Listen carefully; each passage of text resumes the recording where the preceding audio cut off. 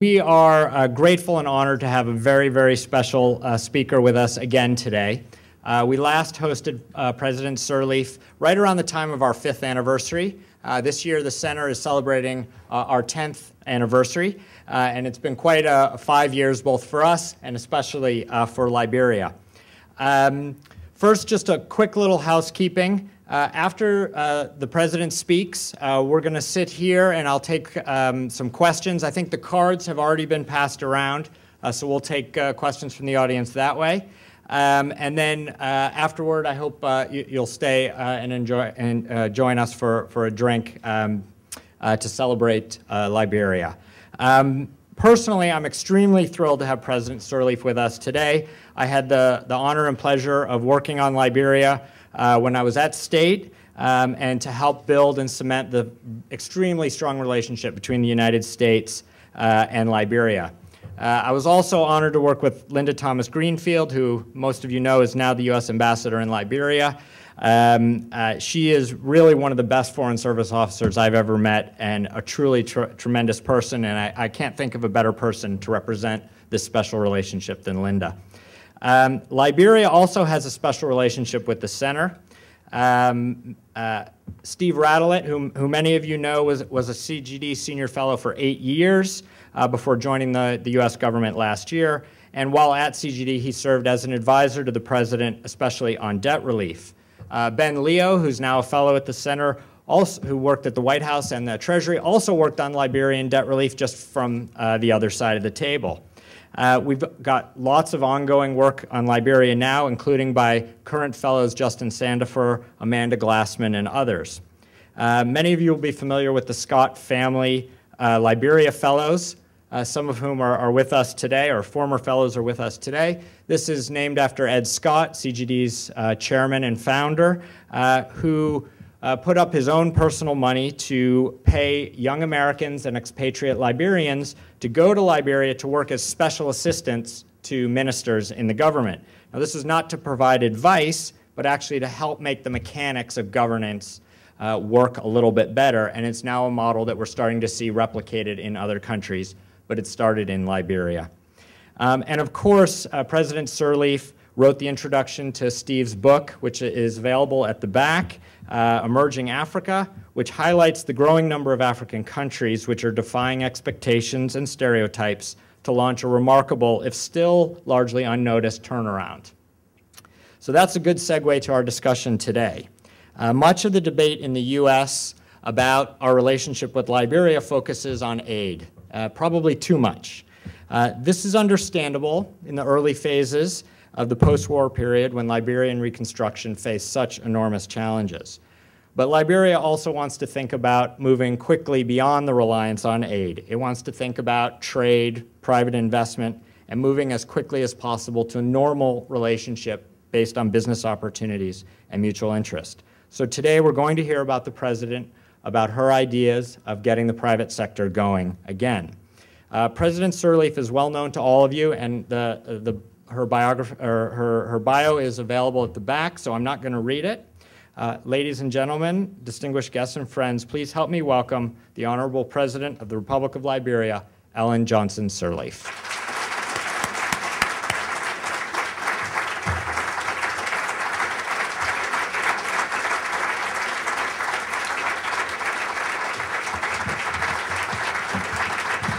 Thank you. Thank you. Please sit down. Thank you. It's always a pleasure to come back to CGD. They've been so good to us, and Steve Radelet spent 2 years with us, helping us to meet those challenges. And today I'm here. I have 2 constraints. One, I've spent all day on the Hill.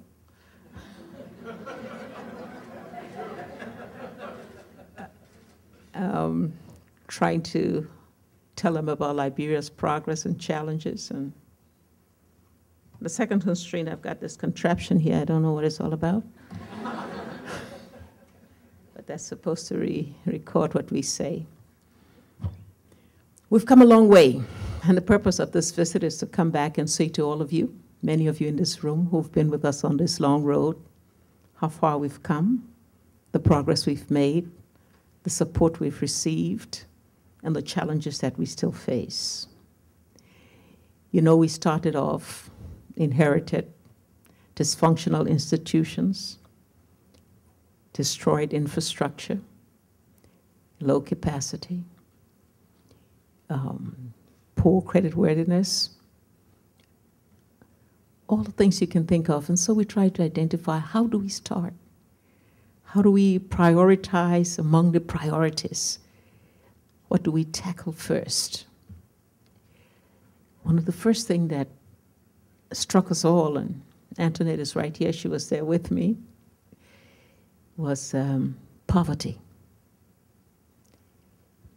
One of the countries with the highest poverty rate in the world, coming after 2 decades of civil conflict, death and destruction. What then were the responses that we had to formulate to be able to address this? And so, number one thing we said was growth. You can't begin to tackle poverty unless you have growth. And so that's where the private sector, putting the private sector at the center of our development agenda, became the key. And that meant, because Liberia is naturally resource rich, it meant going back first to those areas where we could start productive endeavor in places where we know we had the resources. And so we targeted the reopening of our mines, starting our agriculture concessions again, or building new ones, getting our forestry operations by removing the sanctions, being able to identify new areas so some diversification could take place. And today we're proud that because of that, over the past 3 years, we've been able to mobilize some 16 billion in direct foreign investment in all these areas.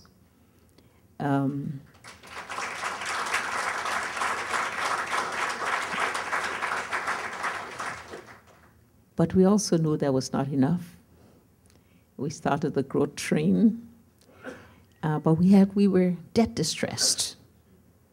And we had to solve that because our fiscal space were constrained.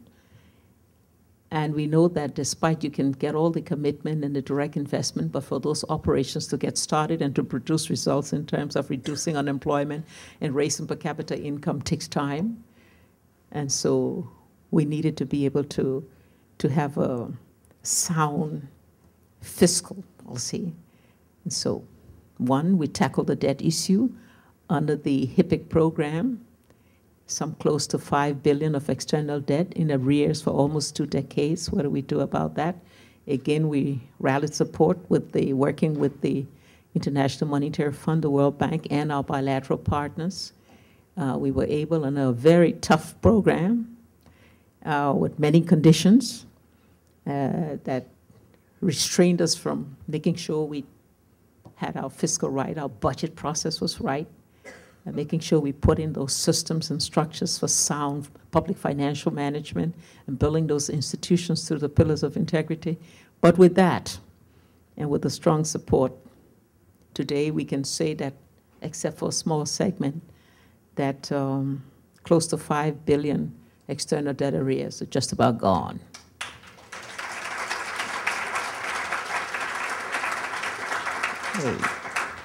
Still small segments of bilateral debt that we have to tackle, a little bit difficult ones, but we've put in place the measures to be able to do that. And with that, we regain our creditworthiness. That means we could really begin now to plan on our future growth targets. On the fiscal side, again, we started out with, geez, you know, somebody hears that a country has a $80 million budget, you have to say, that's not possible, that's the budget for high school. But it's real. I mean, that's what it was. What it meant was that salaries were low, sometimes not paid at all. So we began to work on our tax reform. And today, it's not where it ought to be, a long way off, but it's well over 350 million, 3 years. But let me say this, that we could not have done the things we did also if we did not get aid. And so those who question the effectiveness of aid, and we know that aid quality differs from place to place on how it's managed, but aid can work. It can be effective, and it can make a difference. In the Liberian experience, it made a difference. We could not have achieved what we did with the small budget we had if we did not get budgetary support, investment support from our partners. We talked about our infrastructure. I mean, you can't fight poverty if you can't have mobility, if you can't get people back on the farms and get the farm-to-market things going. And so we knew we had to tackle that, a country that has not had public electricity for over 2 decades, and school systems and health systems and road systems and water systems all not functioning. And so we began to work on that too. And again, we're far off, but today we do have a lot of those things that are functioning. We haven't reached the percentage of the population that we want to reach, but we've covered quite a bit.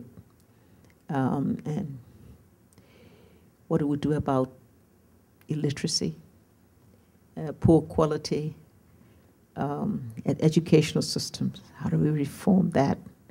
We started from the bottom, where we said primary education, we needed to fix that and make sure that we enforce compulsory primary education. And so today our enrollment in the public primary schools have increased by over 40%. And now we can begin to consider what do we do with the secondary education and tertiary education. To be able to do that, we know we had to decentralize the school system. And so we're going for community colleges now in most of our rural areas as a means of decongesting the couple of universities, mostly in the capital city, but also to begin to have more greater access from rural population who could not afford to come and live in the city to go to university. So that process is on, and already we have 4 of our community colleges working, and each year we're going to be adding more until we've reached them all in the 15 counties. Quality of education still remains a problem because most of our skilled teachers left the country over the years of conflict, and substitute teachers that did not really have the qualification. So today we have reactivated our teacher training institutes to be able to do that, and with a great move, we brought the fiscal back, and the fiscal are concentrated mainly on teacher training, and that is beginning to make a difference in the quality of our schools. Capacity. Still today, one of our major constraints. As much as we could put our fiscal economic house in order, we could get our development agenda right through the poverty reduction strategy. We could build those institutions on the laws and the policies and the strategies. At the end of the day, implementation requires capacity. So we've had a lot of support in that. Ted mentioned the Scott Fellows Program that was able to attract Liberians and non-Liberians to just come in, at the middle income level and work with us, bringing expertise to that. Through the Open Society Institute, we also had a special program that attracted some of our best skills and minds abroad to be able to provide them with the incentive that would attract them back home. We started a senior executive service where 100 positions at middle level professions in the public service, we attracted those with special incentives to be able to get them. So that was all meant to be capacity enhancing, but it takes time to get the capacity level where your goals can be implemented at the pace, achieving the results that you want. today the weakness in state capacity is still very, very much a big challenge for us.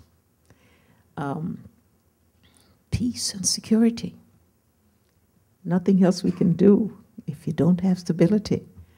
But we're entering our 8th year now of peace, and that has enabled us to attract the investment that I mentioned. But we still have risks. We're in a region that's very fragile, can be volatile, and despite the successes in some of the democratization initiative in all of our countries, we still are in a situation where there are too many unemployed young people who can be recruited. We still have lots of ex-combatants without employment, not engaged in productive and constructive endeavor, so that any time there's a little bit of a disturbance somewhere, easily we could find ourselves faced with the risk of, if not going back to conflict, certainly using a lot of resources to fight insurgencies. But all in all, for Liberia, it's been a good 5 years in this administration, where we've put all the fundamentals in place. We think we've built a sound foundation now. That our growth rate for 2010, I think, was 6.4%. We figured that with all the operations that starting with investment that we're told that we're one of the 20 fastest growing economies in the world, and we hope we can stay on that path. Doing business, we've tried to reduce all of our bureaucratic means of trying to get business started as a means of getting the private sector going. And I think we're one of the 10 reformers listed in the World Bank Doing Business Survey for 2010. So all of those indicators tell us that we're in the right direction. What we need now to do is to consolidate those gains. Steve Ratliff's book, where he named the 17 emerging African countries, where we haven't quite reached that level, but at least he identified us as a threshold country, and that also ties in with the fact that we're also a threshold country on the Millennium Challenge account, where we're focusing on land reform, retention of people in education. And so AGOA, we made our first exports on AGOA, the first one after struggling to understand it for 2 years.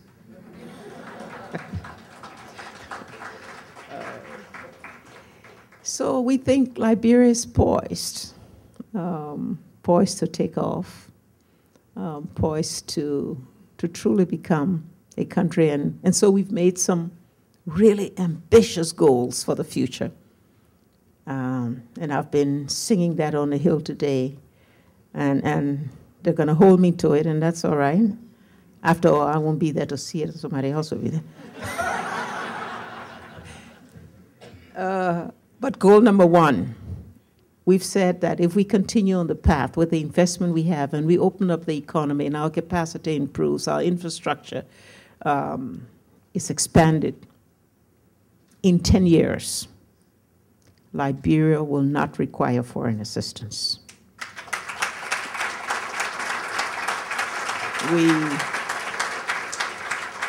We have to do it, and I'm convinced that it can be done because our population is relatively small, 3.5, 3.6 million people, resource rich.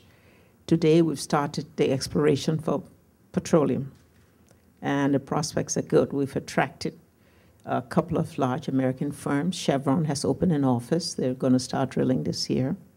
Anadarko in the same, and the prospects are good. We must be very careful with that too, so that we don't have the oil curse, where one begins to divert attention from all the other areas of of productive endeavor begin to depend on oil, and then so we're very careful, and we're trying to work with Norway to make sure we try to follow some of their good examples. But with all of that coming together, like I say, I do believe that we can do that. Our second ambitious goal, and Minister Connor here is the one in charge of that, is we're going into our second regime, post-poverty reduction strategy, into a longer-term vision in which he's told us that with all the numbers he's putting together and all the assumptions and something that Liberia should be a middle-income country by the year 2030. That's our second ambitious goal. So, like I say, we still have challenges of unemployment, challenges of good governance, particularly fighting corruption, one of our major issues. We've taken all the measures on the preventive side to make sure we have the laws, the pillars of integrity, the systems, the structures, the capacity building. All of those have been put in place. The punishment side, our judicial system still leaves a lot to be desired. Our court system, being able to punish those who have violated the people's trust, remains a big challenge, and that's something that we want to tackle in the next year or so. So thank you all for the support that you've given to Liberia and the progress that we've been able to make over these past 5 years is due to the encouragement, the motivation, the support that has come from so many of you in this room.